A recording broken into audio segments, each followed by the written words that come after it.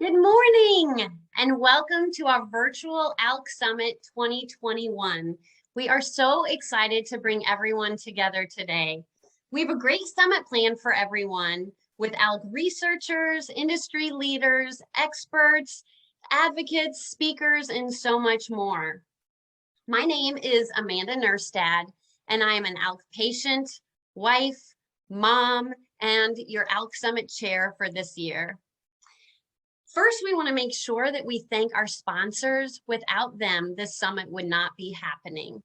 So we want to make sure that we thank Pfizer, Takeda, Genentech, Roche, Guardant, Foundation Medicine, and Exact Sciences. Thanks to them for helping make this happen today. So we got a phone call this morning from a very generous donor and attendee that he is willing to match up to $5,000 if you choose to make a donation today during our summit. If you choose to make a donation, please go to our homepage, and in the upper right-hand corner, please press that link and you can make a donation. You could even copy and paste that link to your social media or send to friends and family and tell them that all donations today and tomorrow will be matched up to $5,000. So thanks to that very generous donor. A couple housekeeping tips. Please remember to mute yourselves in the chat for the sessions. Use the Q&A feature during the sessions. Please look around the platform, connect with others, check out our publication bin, look at our sponsors. They have some great resources for everyone. So without further ado, I am delighted to introduce to you, she goes above and beyond for our group, our ALK-positive Incorporated president, Miss Gina Hollenbeck. Oh, thank you so much, Amanda. And you've done it again. You have created an amazing summit. And so we are so thankful to Amanda for all that she has done together to bring us together as a family. And so today, we are so excited to present to you Stronger Together. And this summit is especially important because it's one of our biggest we've ever had. Almost 800 participants have come together to be stronger together. And that's one of the things that we're so excited about. And if you're here, we consider you family joined together by mutant DNA, ALK-positive fusion. And we do believe that when we work together, we are stronger. I am honored to be the president of ALK-positive. Like I said, I'm a patient, and our mission is to improve the life expectancy and quality of life of ALK-positive patients worldwide. I'm so excited to be a part of this team. And to be honest, we started back in 2017 and never thought that we would be able to achieve what we have already achieved.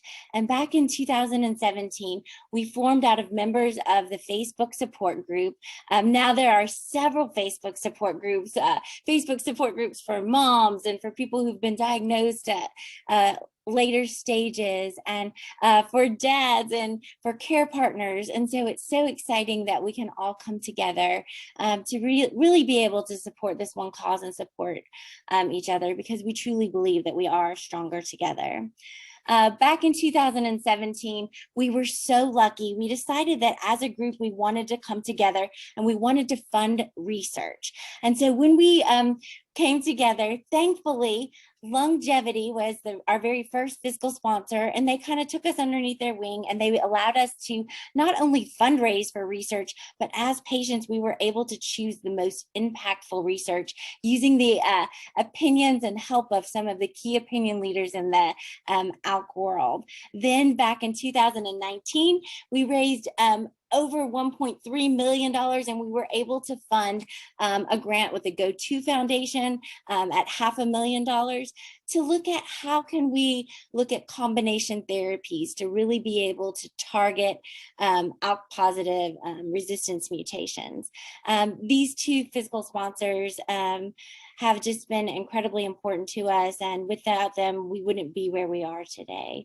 But we're excited to be able to say that we've funded lots of research, and so much is on the horizon. And to us, that's what gives us so much hope for this disease, knowing that it's being funded and knowing that research for it is coming. If you want to keep up with the things that we are doing, Amanda just noted the homepage, which is ALK-positive.org.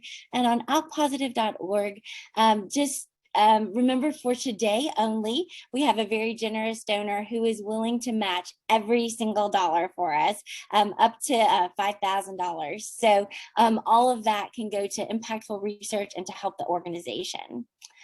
And speaking of the organization, it takes volunteers just like you to run it. So if you're interested in volunteering, just send us an email at info@alkpositive.org, and some of our great volunteer coordinators, Nancy and Christina, can get you hooked up to the place where you can fit the very best into the organization.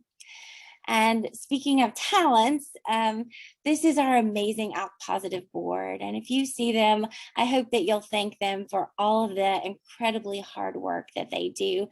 We couldn't do this if we weren't working as a team. And this amazing team has done some incredible things.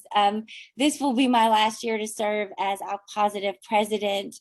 And I have to tell you that it has been an absolute honor and joy to work with this amazing team who gives so much of their life to help other people for a cause that's so much bigger than them. So I'm so thankful and proud to be a part of this. Every year, we like to take a moment to think about the lives that we have lost and why we actually want to fund research. That there is a problem here, that there's now it's exciting that it's moved up to a 6-year life expectancy, but we like to remember the members of the group that we have lost to this disease. So we're going to take a moment of silence just to remember them.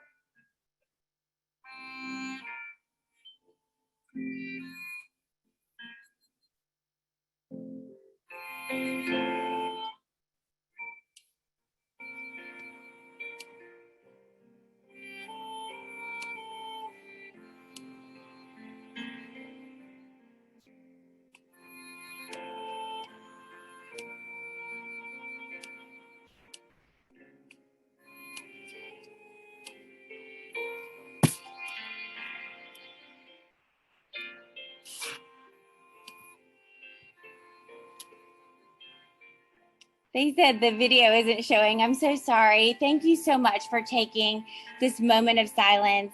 I'm going to try to share my screen one more time.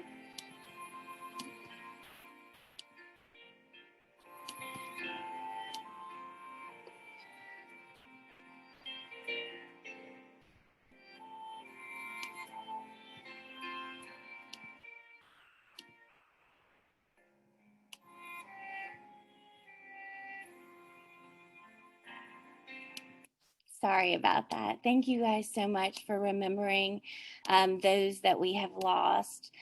The truth is, our hearts break every time we lose a member of our group. And we know that we cannot bring them back. But what we do know is that we can come together. And when we come together and support one another, then that's when we can truly make a difference for this disease. So I do hope that you will join me in coming together, supporting one another, and knowing that together we are truly stronger. And so that's what this summit is all about today. So without further ado, I would like to introduce to you the head of the Global Product Strategy at Roche, Ms. Teresa Graham. Hey, Gina and Amanda, thank you so much. It's incredibly touching to remember the people that we've lost. Cancer is a battle that we fight every day, and as many advances as we've made, it's important to know that that fight's not over until everyone has the option for a cure. And I know that's what gets me out of bed every day. So thank you for a really inspiring opening to today's session. So as you mentioned, my name is Teresa Graham, and I am the head of global product strategy for Roche. Hello from Germany. I like to say that one of the small unknown victims of COVID-19 was actually my German lessons. So I do actually officially live in Switzerland. I'm in San Francisco here today, but my German is not so good. I actually have some slides. Great, there we go. So let me first just start by saying thank you so much all for being here, for patients, caregivers, family members, people who have and people who love and support people who have ALK-positive cancer. It's incredibly important that we're all here today to talk about what we can do together to make meaningful advances in getting this disease treated, because there have been some great advances, but there's clearly still more we can do. At Roche, we've put forward a bold vision for how we want to show up in the world going forward. And our new vision for how we want to be as pharma is to bring 3 to 5 times more benefit to society, but at 50% of the cost to society. And so we're really actively thinking about how do we partner with all the aspects of the healthcare system to really make that bold vision come to life, because clearly no one of us can do it on our own. So if you go to the next slide, please. What is really critical is the role that you as patients play in thinking about how we can make meaningful advances in the healthcare system. The healthcare system requires many things to move it forward. We need to be thinking about driving scientific advances and generating data. We need to ensure that every one of our healthcare systems, regardless of where you live in the world, has the ability to create a meaningful and patient-centric solution that helps patients where they are in their treatment journey get to the best possible outcome. We need sources of credible information to patients, to caregivers, and to healthcare professionals so that you can make informed choices about your own care. We need our policymakers everywhere in the world to recognize that, again, as far as we've come, there's still additional room to grow. And we need advocates who are out there really pressing the boundaries and making sure that we're all doing as much as we can. And the reality is the role of patient groups in doing all of that is absolutely central. Patients are gaining more and more importance throughout the healthcare system and securing their place at the right tables, which is so critically important. And we at Roche feel like it's very important for us to be together with you in that journey. We do have a dedicated global patient partnership function in our company that makes sure that the patient voice is brought forward into every decision that we make, and in a very early and systemic way, down to how we are designing our clinical trials. We typically have patients at the table with us to make sure that we're collecting the right information. We're not creating trials that are too burdensome, that we're really making sure that we're getting the information that patients are going to need to make the right choices for their care, but that we're also providing them with trials that they can reasonably be a part of. We want to do everything we can for patients, with patients, recognizing that you know more about what you're going through than we could ever hope to know. So if you go to the next slide, please. When we partner with patients, we really want to make sure that we are being very thoughtful. We have what we call sort of a OneRoche approach that allows us to collaborate with our colleagues across the Roche organization. We're a very large company. We have a diagnostics division. We have the Foundation Medicine organization within the Roche umbrella that does NGS testing. We have Flatiron, which is an organization that actually looks at large amounts of aggregate data and helps us try and pull forward learnings that we can take both into the clinic to help us create better medicine, medicines, but also that allow us to help work with healthcare systems to inform better choices on behalf of patients today. And what we want to be able to do across that very large and diverse network is show up with one unified voice and as one single point of contact for Roche. We're constantly looking for ways to identify shared areas of interest through patient councils, community advisory boards, collaborating on creating those solutions that answer the unmet needs of the patient community. It's important that we continuously help to grow the capabilities of the patient community, and that's why we started a group called IEPO about 13 years ago. IEPO stands for the International Exchange with Patient Organizations, and it's become a platform for continuous engagement rather than just sort of the one-off meetings I think a lot of you might be more familiar with when it comes to pharmaceutical companies. And the idea is that we want to be able to have that longitudinal relationship. We want to be partners on that journey. And we do understand that in order to have the impact that we want to have, everyone who cares about healthcare has to be together. And we have to lead the way by supporting multi-stakeholder collaboration through different kinds of platforms, like the patient-focused medicine development platform, or from testing to targeted therapy initiative that is currently ongoing. But I think for anyone who has gone through the healthcare system in any part of the world, you know that if any one part of that breaks down, it really impacts your ability to get the care that you deserve. And it's going to be incumbent on all of us as we think about the reforms that are going to be necessary, particularly as we think about the lessons that we've learned from COVID. It's going to be really important for us to think how we work together in really different ways moving forward to continue to make the advances that we need to. So if you go to the next slide, I know that I'm not telling anyone on this call something that they don't already know. Lung cancer is one of the diseases, if not the disease, where understanding your unique subtype of cancer really makes a difference when it comes to being able to get the best possible outcome. I'm not going to speak specifically to testing today because this topic is going to be covered in a keynote speech tomorrow, but there has been such a lot of progress made in how biomarker testing is done and how the right treatment options are selected based on subtype. And obviously ALK-positive lung cancer belongs to the subtypes that has their own treatment approaches and actually some of the best options that are out there today. That having been said, I think we're all aware that testing still doesn't happen as often as it ought to. Patients still don't always know to advocate, to ask for that testing, to ask to be retested if they feel like maybe they didn't get the answer that they needed. It's really important that these are the kinds of things that we're working together on to make sure that the right education is out there in the world. So if you go to the next slide. So again, thinking about ALK-positive non-small cell lung cancer. So people living with ALK-positive lung cancer do have different needs. It's often diagnosed with stage 4 disease in younger patients with light or no history of smoking, so they're not always, physicians aren't always looking for it. And as such, they do need different kinds of support, as you well know. Roche is delighted to be able to support organizations such as ALK-positive that help give that extra support.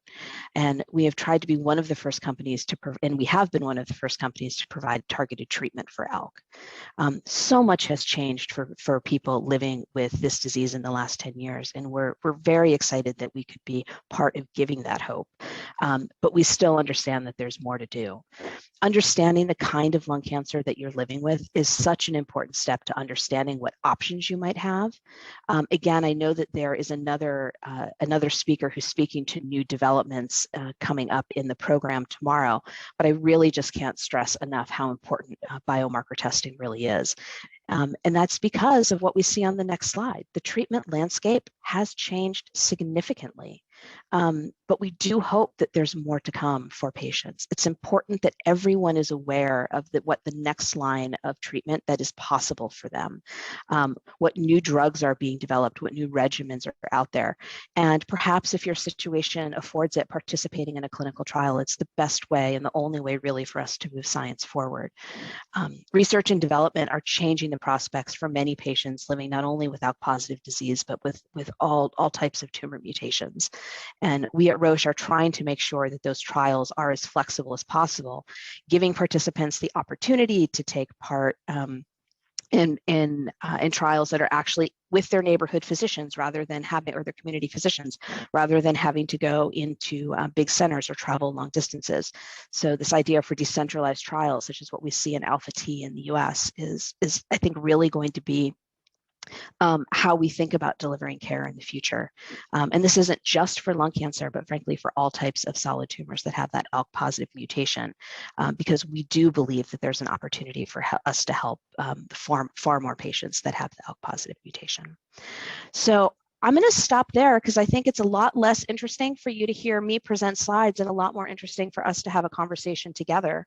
So I'd love to hear what's on your mind, and yeah, let's chat. Yeah, so use the chat feature right there and feel free to ask Teresa some questions. Teresa, as a clinical trial participant, it's so amazing to hear you say that, you know, you can work all of these people together and working together, you're doing the very, very best for patients. You previously had a role with Roche that was specific to ALK. Can you tell us a little bit about that and what your role is now? Sure. So when I was with the Genentech organization, and Roche is the parent company for Genentech, so in the Genentech organization, I actually oversaw the Alecensa team in the U.S., and that was such a privilege. We were still relatively new in the launch of that product, and to be able to actually meet with, talk with patients, with physicians who, you know, for the first time were really having the option to do something really meaningful for their disease was just incredibly powerful. I met so many really wonderful people, and unfortunately we had to say goodbye to so many wonderful people. But I think it's one of the privileges of being in the pharmaceutical industry is that you do get to be on the front line of those advances. Unfortunately, our industry also sees a lot of failures, but when you really do find drugs like the ones that we have now for ALK-positive lung cancer that can really make a difference, that really can change lives, I mean, there's nothing quite like it. There's really nothing quite like it. Absolutely. As you know, Teresa, we are an international group, and I see Ronaldo saying hi from the Philippines, and just saying, you know, thank you. And I think all of us have that same sentiment that without what you do, the world would be without us. So we're really thankful for you. Bonnie wanted to know if there's a combination of trials going on with Roche drugs or with Alecensa, particularly as of interest to us. So we just want to know if there were any combination trials going on. Yeah. So I believe you have a physician who will be coming on a little bit later in the program, and I think it's probably most appropriate for him to speak to the broader trials that are going on in the industry, because I would be the last person to tell you that I know all of them. I would hate to give you bad information. I can tell you about two trials that are currently ongoing with Roche, and that one is a basket trial and one is an umbrella trial. So and I'll take a minute to explain what the difference is. So Alpha-T is a basket trial. So that essentially means that what we're looking at is treating with Alecensa all patients who have an ALK-positive tumor mutation. And so anybody who tests, so we enter patients into the trial, they're genetically screened. If they're positive for ALK, they receive treatment. And that allows us to look at ALK across all that allows us to look at the possible benefit across all patients with ALK-positive mutations, regardless of their tumor type.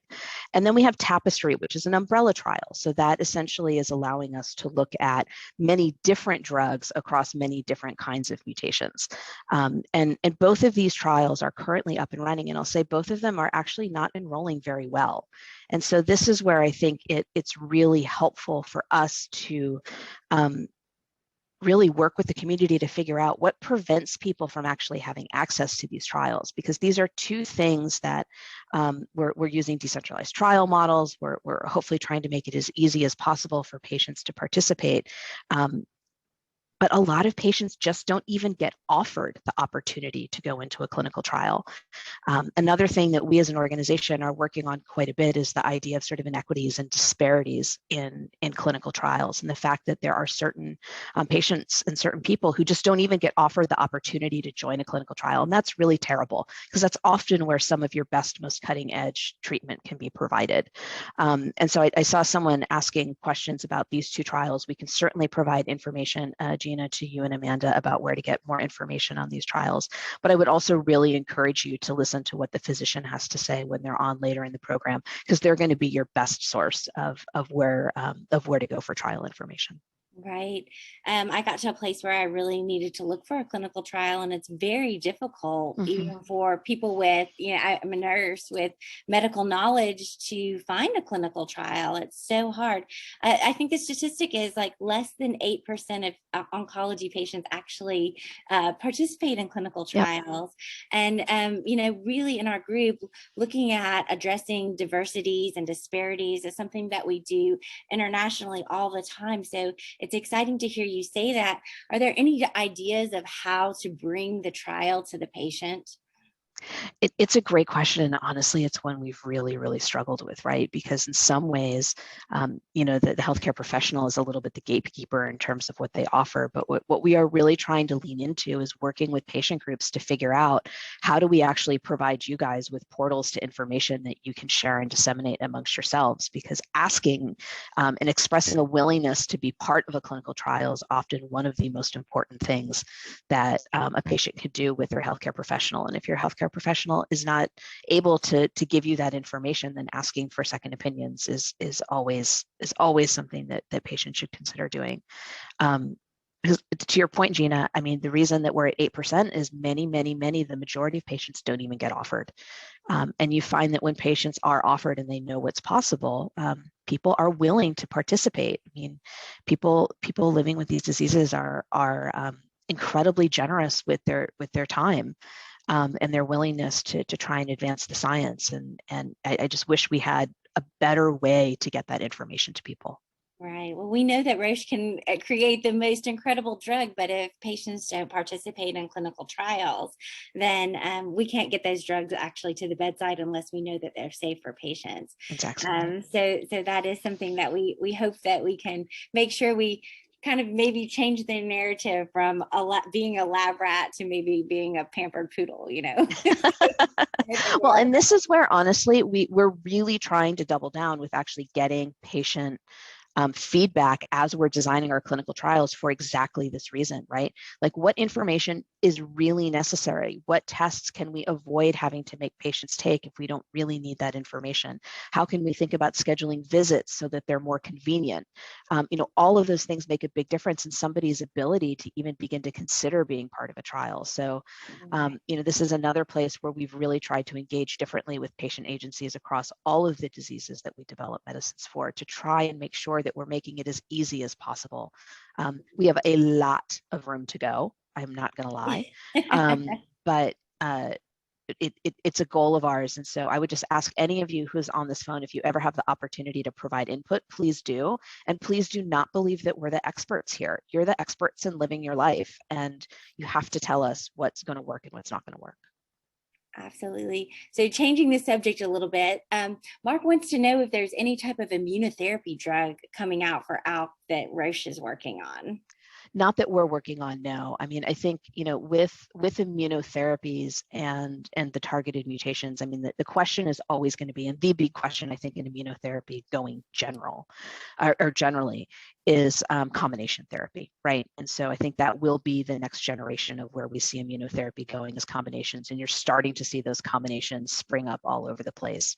I think one of the combinations that it's sort of most interesting right now, sort of across the industry, is the idea of combining with TIGIT, but those are for more generalized diseases, not necessarily tumor mutation driven disease. We have a lot of members who are from Europe and really from all over the world, and getting access to clinical trials for them is really something that's hard. Do you think we can leverage anything from COVID to help some of those people? It's like, we got this vaccine all over the world. How can we leverage some of that for our ALK-positive patients all over the world? Gosh, I really hope so. I mean, as devastating as the COVID pandemic were, there was some real learnings that came out of it, I think, for society, and particularly how we think about medical advancements and research and disseminating information, and how we partner and collaborate, that I hope we don't lose, because I think we did make some advances there. When it comes to tumor mutation-driven tumors, sorry, it's a little earlier. I think we do have to think differently about how we run these trials because there just aren't that many patients. And so I'm really interested, and this is something that we're talking about actually now within the company, is how do we think differently about where we allow those trials to be opened, and how do we think differently about how patients get treated to, again, this idea of sort of the community-driven, decentralized trial. Because just for a lot of these tumor mutations, the incidence of them is just so small. And so you may have a very, very efficacious drug, but if you can't find the patients because they're not being tested, so they're not being identified, and they really are scattered all over the world, it can be very difficult to actually figure out how to reach those people. So this is a real and distinct challenge. And I know it's very frustrating for people who live in countries where clinical trials maybe aren't as commonly run. But it is something that, particularly when you think about where cancer care is going in general, we are going towards being able to really find out the biology of tumors and treating the biology of cancer versus the location of the tumor. You guys know this better than anybody else. But that means we're going after smaller and smaller and smaller patient sets, and that presents a lot of operational challenges that we just have to find different ways around. Right. That's true personalized medicine, right? Absolutely. I mean, and it And will happen in oncology first. There's no question. yeah, we noticed in our in our support groups at first it was ALK-positive lung cancer because that's who was getting tested. But then we found that there was breast cancer driven by ALK, and skin cancers and sarcomas and brain cancers, and so we're learning more and more that I have ALK-positive cancer, not just lung cancer. And the truth is, when it metastasizes, it goes to other parts of the body as well. So absolutely. And this is why testing is so important and why we really, really, really need to figure out how to increase access to testing everywhere. Because there are so many better options if you just really understand the kinds of cancer that you're dealing with. Absolutely. And then even retesting is sometimes one of the other concerns. I mean, I think internationally, it's easy sometimes to get, I wouldn't say easy, but it's easier to get to get testing initially, but on progression, that's a difficult thing. And we know that actually, resistance mutations can change. And if you know the DNA of the tumor, then you can actually find the best drug to extend your life. So we're so thankful for, personal medicine. We have a lot of questions coming up just about how to get access in their countries. And I think the answer is, you're working on it, right? I'll let you answer that. Yeah, we are working on it. And, Alecensa is available, as are many of these drugs in many countries, but the access environments are very, very different. And so the best advice I can give you is first talk to your physician, see what opportunities may be available to you, because often your physicians are the best holders of information about how to navigate your local healthcare system. If your physician can't help you, understanding what drug they would like to put you on, and then contacting that company locally to see what opportunities that they may have available. It's very difficult to give a blanket answer for 128 countries in the world. Right. It's much easier in the US when we can talk about things like the Genentech Access to Care Foundation, which is an incredibly great resource for patients who need assistance. But in other parts of the world, I would start with your healthcare provider. Make sure you understand what treatment they believe is most appropriate for you, how they believe that you think you could access, what they would like to put you on, and then go from there. I wish I had a simple answer like go to this link and click on it and we'll tell you how it works, but unfortunately, it's just harder than that when you think about the scope of what's happening in the world. Right. One of the things that we saw in our group right from the very beginning was that when you look at people from across the United States, the standard of care is not the same. So, whether you're treated in a community hospital or in a major academic hospital, and then if you expand that past the United States to internationally, we notice the same is happening, is that there's not the same standard of care. So ALK-positive, through a generous donor, created the second opinion program so that anyone in the ALK-positive support group could be able to get a second opinion from an ALK-positive expert. So that's one of the ways that we're looking at addressing disparities. And one of the things that we hate to see is that oftentimes where you live determines if you live. Mm-hmm. And so we wanted to know kind of how is Roche also addressing equity and disparities internationally? This is a big part of what we're looking at as an organization, being one of the few pharmaceutical companies that has a truly global reach, where we actually have affiliates in most countries in the world. And it's one of the reasons why we've invested so heavily in IEPO, because honestly, access in the world is a shared accountability. We as a pharmaceutical company have an obligation to be thinking about how we can make our drugs available, but we also need governments to be thinking about how they value innovation and how they value access to to these innovative therapies to help their populations. And this is where, honestly, patient groups can be the most influential tool that is out there to actually help make a difference for individual patients in an individual country, because you guys have a voice that your officials in your individual healthcare systems will listen to much more than they'll ever listen to us. And so, we are trying very hard at the local level to think about what are the biggest needs in an individual patient population or in an individual healthcare system, and how can we appropriately partner with local systems to make access available to patients. But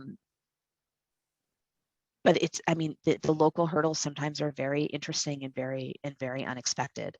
And it really requires everybody who's in that community, everybody within that society, that community, to decide that that's a priority for them and that's what they want to try and push forward with. And then it's incumbent on all of us to come to the table with a different piece of the solution. If we just rely on our governments, regardless of where you live in the world, to come up with a solution to our healthcare systems, we're not going to find solutions that actually work for patients. We're going to find solutions that work for somebody other than the patient. So I think it is really incumbent on us to come together in a really different way. That's why I love the theme of the Congress, Stronger Together, because the reality is no one part of us can do this alone. We have to do it together, and we have to figure out a different way between industry, healthcare professionals, patient groups, community healthcare systems, government policymakers, to come together with a different kind of focus on how we want to help people living with cancer. And if we can't, we're never going to make meaningful change. Yeah, absolutely. Yeah, I'll say I'll give Amanda the genius for coming up with a theme. But I think if there's anything that anyone comes away with from these 2 days, is that working together is the only way we're ever going to make progress. And we can do little things here and there. And one of my favorite things is saying that a snowflake is one of nature's most delicate creations, yet when they come together, you can make an avalanche and you can move a mountain.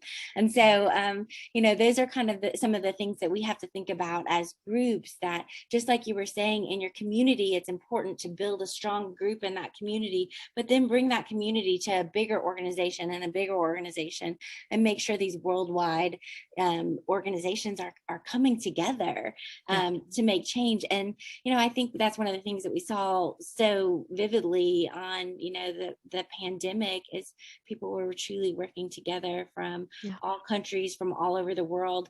The disease does not know borders of countries, and so the science shouldn't either. And so that's exactly right. Our hope that Roche will see. And I'm seeing a lot of thank you, so I wanted to make sure that you get those, because we know that without organizations and companies like Roche, that the world would be without us. So we're so thankful for you.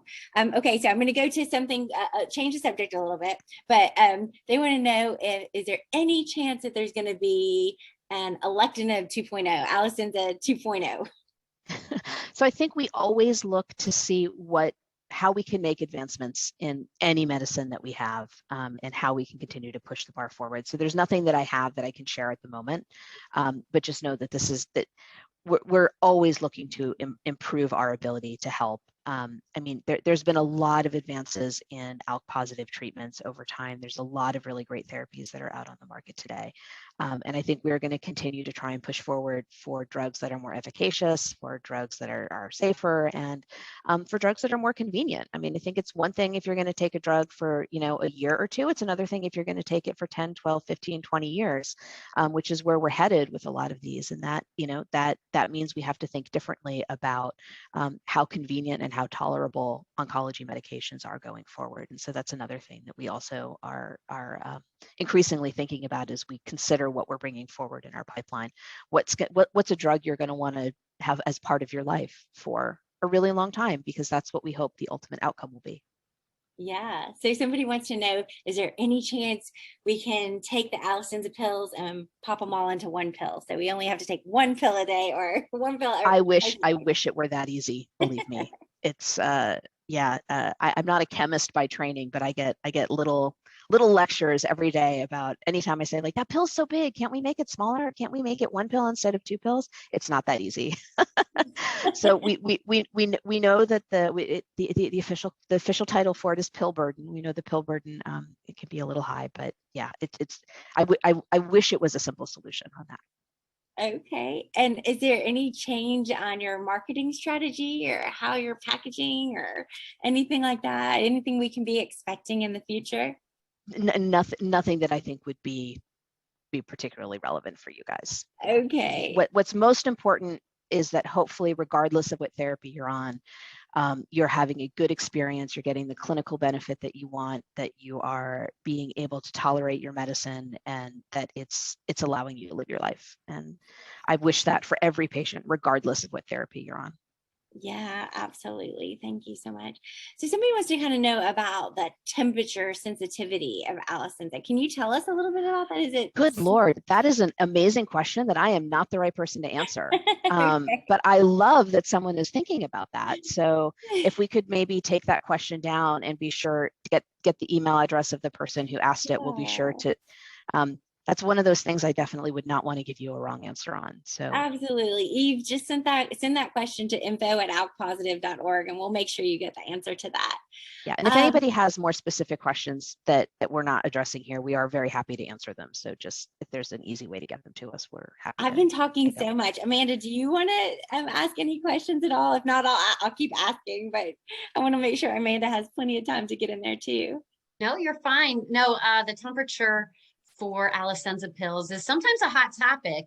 Where can you store it in a container or a pill box, or it can't be above a specific temperature, I think. So we'll try to find that out. I think that there are lots of questions, lots of people saying thank you and how appreciative they are. Let's see. You kind of touched on this. I'm trying to find where clinical trials. Do you think that there will ever be, and you kind of touched on this too, any remote clinical trials? We're working on it. I mean, geez, I hope so. I mean, when you think about how far technology has come, and honestly, again, another positive byproduct of COVID, there were health systems in the world that never would have gone to telemedicine, that never would have allowed some of the ways of sort of diagnosing and seeing patients that became standard in the COVID era. And hopefully that will crack open a whole new bunch of opportunities for how we conduct our clinical trials. So I really, really hope that we learn to use technology in a different way. Great. And Michelle Hills has a really great question. As combination therapies become more common, what financial assistance is available for copay assistance for both commercial and Medicare insurance policies? Yeah, we have got to figure this one out. And there's not a great answer for this right now. And it's a really complicated topic, right? So if you're a pharmaceutical company that has a combination regimen that you own all the components of, you can think about how to price that combination in a way that sort of makes the most sense, right?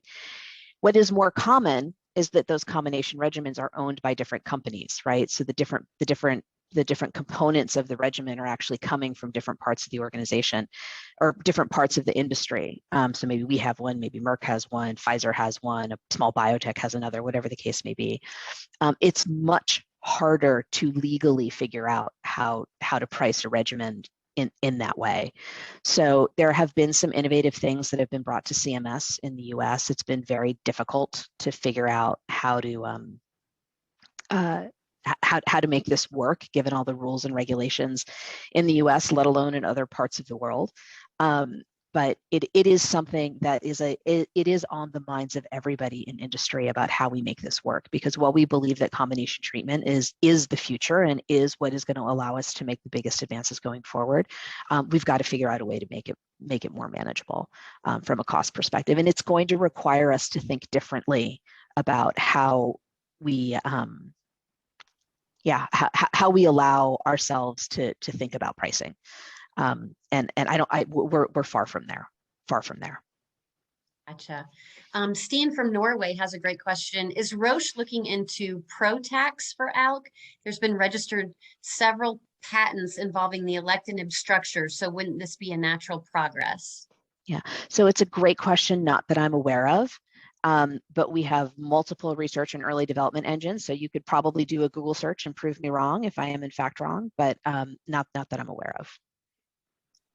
One of the big issues, I think, with ALK-positive cancer is a lot of times it likes to metastasize to the brain. So there were just a lot of people who were asking, is there anything coming down the pipeline that we know will be even better for the brain? Or is that a focus of Roche's like molecular structure of their drugs? Yeah, so we think about brain metastases a lot, particularly with our tumor mutation driven drugs, because brain metastases is something that we see with many of these many of these mutations. So yes, nothing that's sort of that I could just talk about with you here, but it is something we consistently think about across all of our oncology products. And how do we get better penetrant into the brain is important. Would, as a patient group, a lot of us work together, we help each other, we share experiences and things like that. But I wonder, as a patient group, what could we do to help Roche help us? Yeah. So tell us what you need. I mean, and sometimes that comes down to, I think sometimes we think that money is the easiest thing to ask for and to get, but it's not usually the most valuable thing, right? Like where are there policy hurdles that we need to jump, right? Like, are there, I'm going to make something up here, but if we believe testing is really important, and what we're seeing is that there's limitations to testing or retesting upon progression that are coming up in different insurance companies or with different governments. Like, how can we work together to try and advance some of these, bigger things that are actually blocking care? What I think is most important, because you guys are living in the communities and actually getting and trying to figure out how to get good care in those communities. You're seeing the healthcare system from an angle that we don't, right? And so what's it really like to navigate care? What's it really like to try and get the tests that you need? What's it really like to try and get the medicines that you need? What are the practical things that you're bumping up against that impacts your ability to do what you need to do? Just tell us. Let's have open conversations about what that looks like all around the world, and let's see what we can do together, because we hit the system in different places, right? And it's not going to be any one influence that's going to make a difference. It's going to be all of us coming together in a different way and trying to influence in a different way. How do we tell you? Great question. I would say that, right, make sure that the ALK-positive leadership is aware, and then we just should have an open dialogue, right? And again, this is where I think IEPO has been a really positive force, which is that it does allow for those ongoing communications through the course of the year. We have the opportunity to have ongoing dialogue on how things are evolving. It's not just a once a year thing. And informal communications, in in, you know, just the ability to say, hey, we're noticing this is starting to be a really big problem in Germany. Can you help us out? Or, you know, can we think about what we might be able to do differently together here?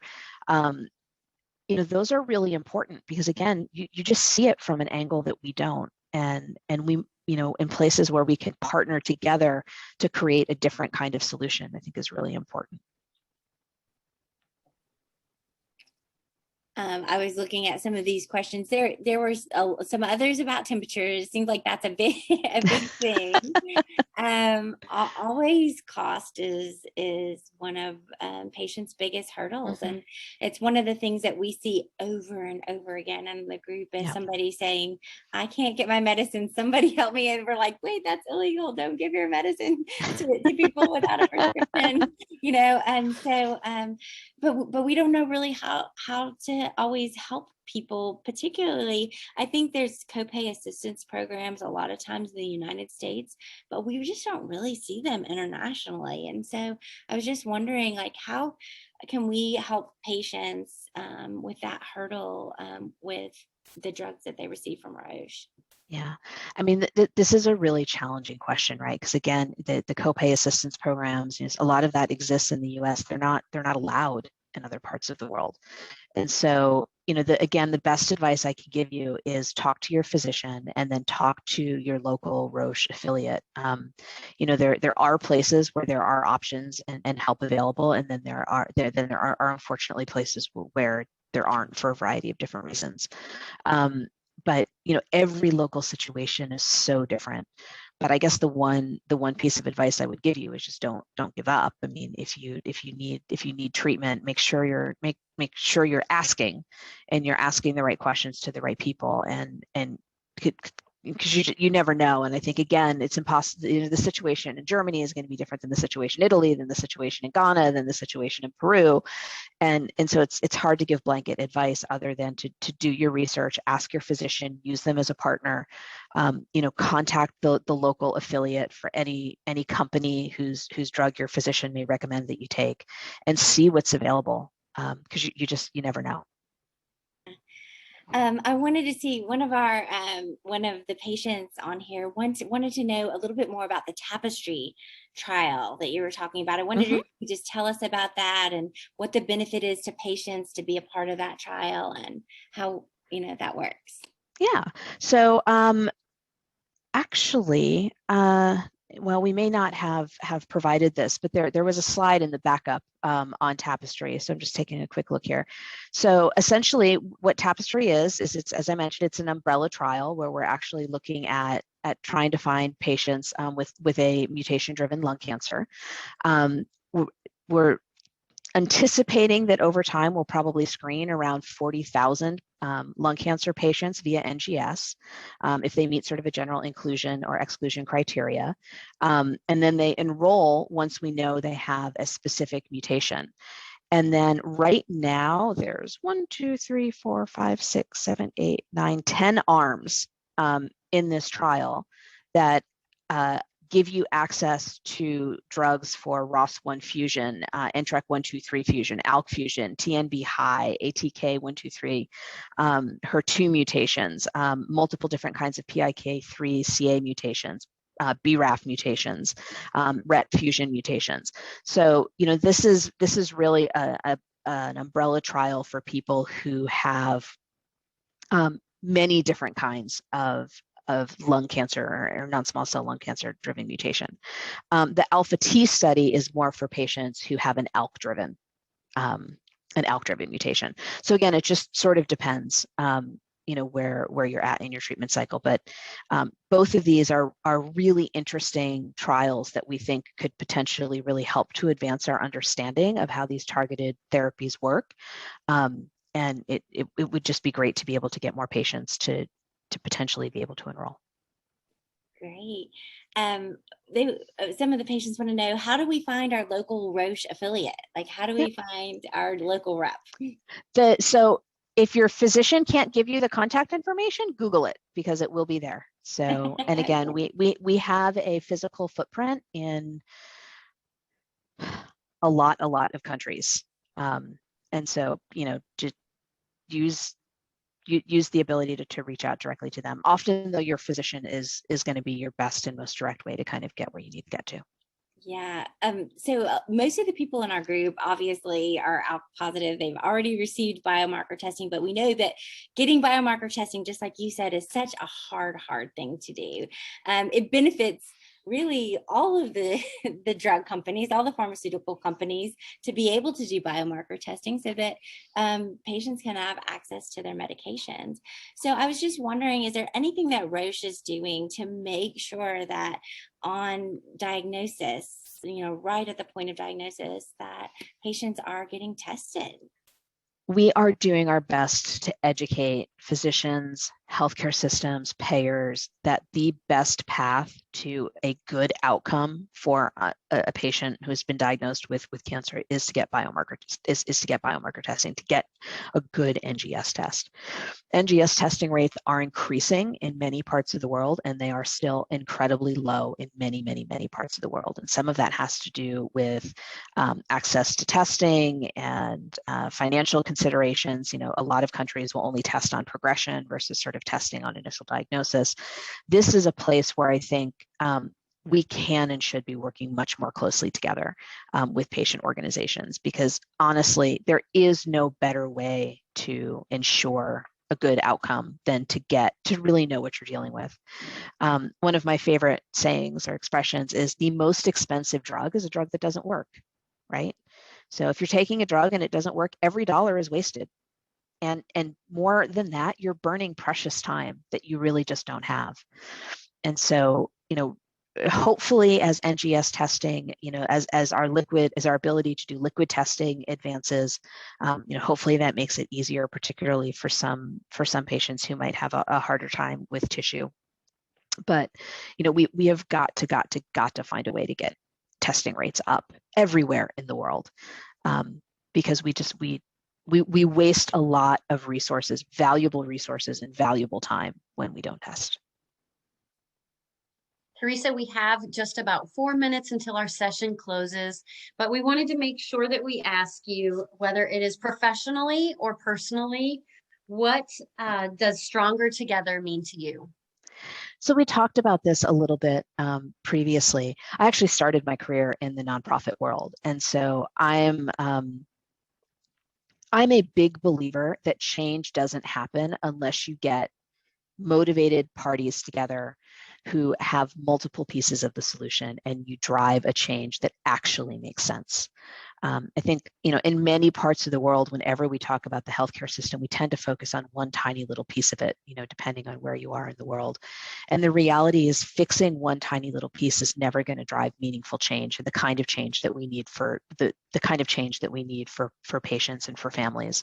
We need to be thinking more holistically about how we are delivering better and less biased care everywhere. And that can't just be in our more traditional markets. It has to be in our emerging markets as well. The challenges everywhere are very different. The access to resources everywhere are very different, but that's kind of what makes it an exciting challenge. So I would really love for us to be thinking differently as a healthcare industry, all parts of the healthcare industry, about how can we really, again, leverage some of what we saw with COVID. I think, Gina, you were the one who said, that the disease isn't borderless. The science shouldn't be, should be borderless.